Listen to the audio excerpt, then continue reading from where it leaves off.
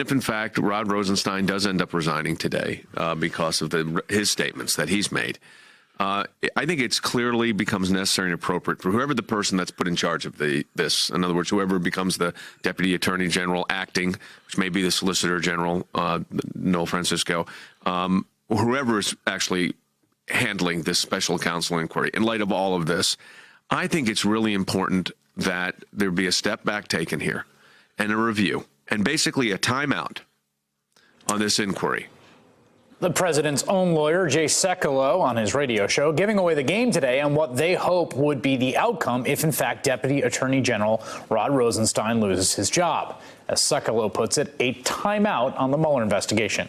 For reaction to those comments and to Rosenstein's uncertain fate, I'm joined by Congressman Adam Schiff of California, ranking member of the House Intelligence Committee. Let me start with that. The president's own lawyer on his radio show saying a timeout, a step back. What does that mean? What's your reaction to it?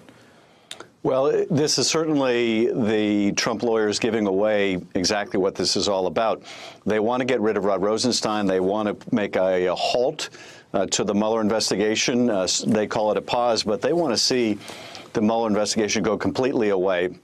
And I think the opportunity of getting rid of Rod Rosenstein, putting someone else in his place, the president's own personal version of Roy Cohn, who will do his bidding, is exactly what they're after. And I think under no circumstances should Rod Rosenstein play into those aspirations by resigning. If the president is going to obstruct justice, he needs to own it.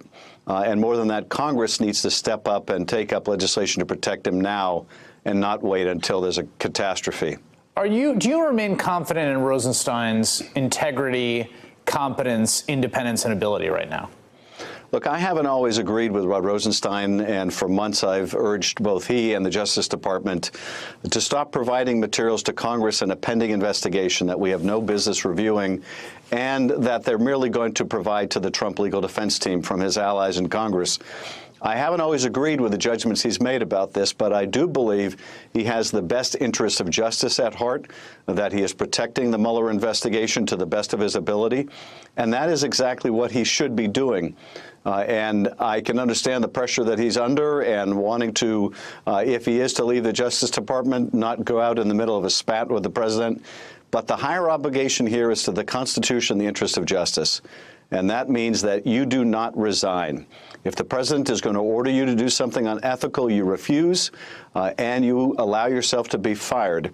But you don't create a vacancy under the Vacancies Act that will allow the president to circumvent the rule of law by putting a crony in that position. So it's a crucial distinction to you whether he resigns or fired in terms of how he were to depart if he, in fact, is going to be taken out of his job. It's crucial in two respects. It's crucial in that if he resigns as opposed to being fired, then the president gets to replace him on an interim basis with somebody who will simply do his bidding. But it's also important in the case that Bob Mueller may be putting together on the issue of obstruction of justice. In that case, the firing of James Comey is Exhibit A, and the firing of Rod Rosenstein would be Exhibit B.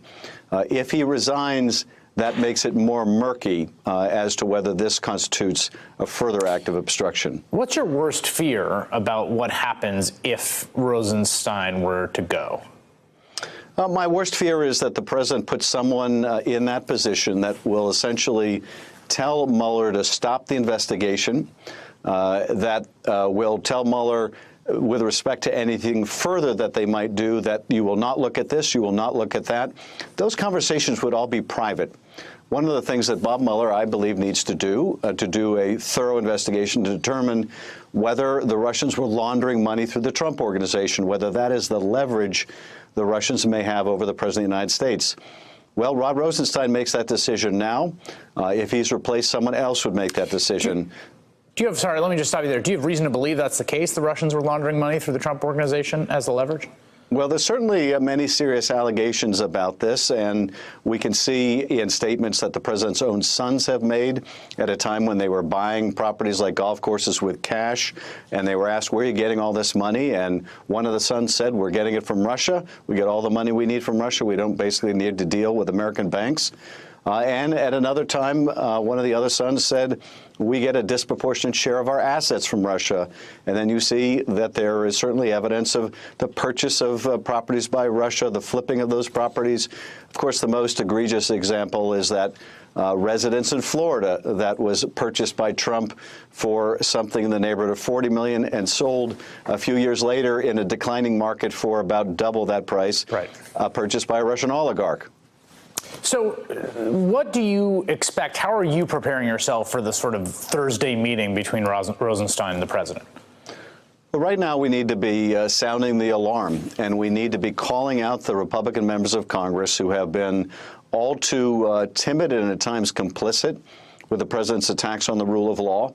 The Speaker and the Senate leader cannot plausibly claim anymore, if they ever could, that the prospect of interfering with the special counsel is theoretical. Yeah. It's real. And they can't stop. They can't continue to hide. They need to do their jobs. We should take up legislation, if they're serious about protecting the rule of law and the integrity of this investigation, that protects Bob Mueller. All right, Congressman Adam Schiff, thank you. Hey there, I'm Chris Hayes from MSNBC. Thanks for watching MSNBC on YouTube. If you want to keep up to date with the videos we're putting out, you can click subscribe just below me or click over on this list to see lots of other great videos.